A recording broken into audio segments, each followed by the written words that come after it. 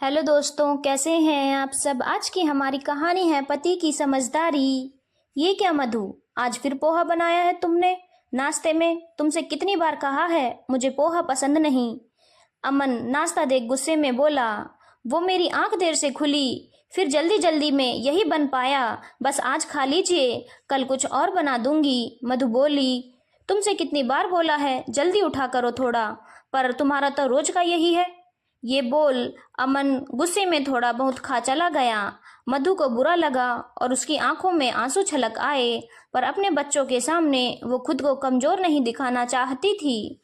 इसीलिए फीकी मुस्कान के साथ वो बच्चों को नाश्ता खिलाने लगी और फिर उन्हें स्कूल भेज दिया। बच्चों के जाने के बाद उसने घर के बाकी काम समेटे और फिर वहीं सोफे पर लेट कुछ सोचने लगी। यूं तो अमन मधु से प्यार करता था, लेकिन फिर भी कभी कभी उसकी छोटी छोटी बातों पर भड़कना मधु को समझ में नहीं आता था। मम्मा मम्मा, आप यहाँ सोफे पर क्यों सोई हो। अचानक बेटी आशी की आवाज से मधु को होश आया कि वह बहुत देर से सोफे पर लेटी है। कुछ नहीं बेटा, आ गए तुम स्कूल से, अब चलो कपड़े बदलो, मैं खाना देती हूँ। मधु बोली, मम्मी पापा गंदे हैं, आपको डांटा उन्होंने, इसलिए आप उदास हो। अचानक उसका 6 साल का बेटा राहुल गुस्से में बोला, नहीं बेटा, ऐसा नहीं बोलते, पापा को ब्रेकफास्ट अच्छा नहीं लगा इसीलिए बोले वो। अभी तुम जाओ कपड़े बदलो। मुस्कुराते हुए मधु बोली। अगले दिन रात के खाने पर अचानक अमन ने जैसे ही खाना शुरू किया, उसे सब्जी में स्वाद नहीं आया। स्वाद तो बच्चों को भी नहीं आ रहा था, पर वो अमन को देख डर गए कि अब पापा मम्मी को फिर से गुस्सा करेंगे। मधु, तुम्हारी तबीयत सही नहीं है। पर बच्चे ये देख हैरान रह गए कि पापा ने गुस्सा होने की जगह प्यार से पूछा, आज दोपहर से थोड़ा बुखार और सर दर्द है। मधु बुझे स्वर में बोली, तुम अपने कमरे में जाकर आराम करो, मैं तुम्हारे लिए दूध और दवाई लाता हूँ। अमन बोला, अरे नहीं, आप खाना खाइए, मैं ठीक हूँ। मधु बोली, पर अमन ने जबरदस्ती उसे कमरे में भेज दिया। पर मधु उसे पहले खाना खत्म करने को बोल कर गई। पापा, आज आप गुस्सा नहीं हुए। राहुल ने हैरानी से पूछा।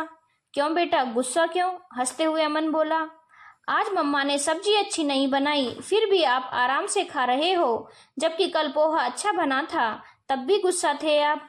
इस पर आशी बोली, बेटा कल मेरा पोहे का मन नहीं था तो थोड़ा गुस्से में बोल गया, पर आज तुम्हारी मम्मी की तबीयत खराब है, उसने जैसा भी खाना बनाया है ठीक है। हम गुस्सा अपनों पर ही करते हैं और ध्यान भी अपनों का ही रखते हैं। बीमारी में अगर उससे थोड़ी बहुत सब्जी बेकार हो गई भी तो क्या, रिश्ते ऐसे ही निभते हैं बेटा, कभी नर्म कभी गर्म, पर एक दूसरे की दुख तकलीफ समझते हुए। वरना रिश्ते जो कि मजबूत भले होते हैं, पर एक नाजुक डोर से बंधे होते हैं जो कभी भी टूट सकती है। इसलिए हमें उस डोर को बचाने का प्रयत्न करना चाहिए, भले थोड़ी तकलीफ क्यों न झेलनी पड़े। अमन ने बच्चों को समझाया, पर पापा मम्मा को जब आप गुस्सा करते हो, मम्मा को बहुत बुरा लगता है, अगर उन्होंने रिश्ते की डोर तोड़ दी तो। आशी अचानक बोली, नहीं बेटा, ऐसा नहीं होगा, तुम्हारी मम्मा बहुत समझदार है, पर फिर भी मैं कोशिश करूंगा अब मम्मा पर गुस्सा न हो। ओके चलो अभी खाना खाओ, मैं मम्मा को दूध बिस्किट खिला दवाई देकर आता हूँ। अमन ये बोल उठ गया।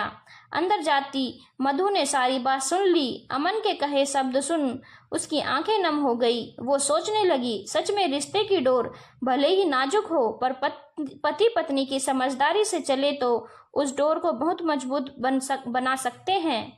आपकी इस पर क्या राय है, कमेंट करके जरूर बताइएगा। धन्यवाद दोस्तों। अगर आपको कहानी अच्छी लगी हो तो चैनल को लाइक शेयर और सब्सक्राइब करना ना भूलें।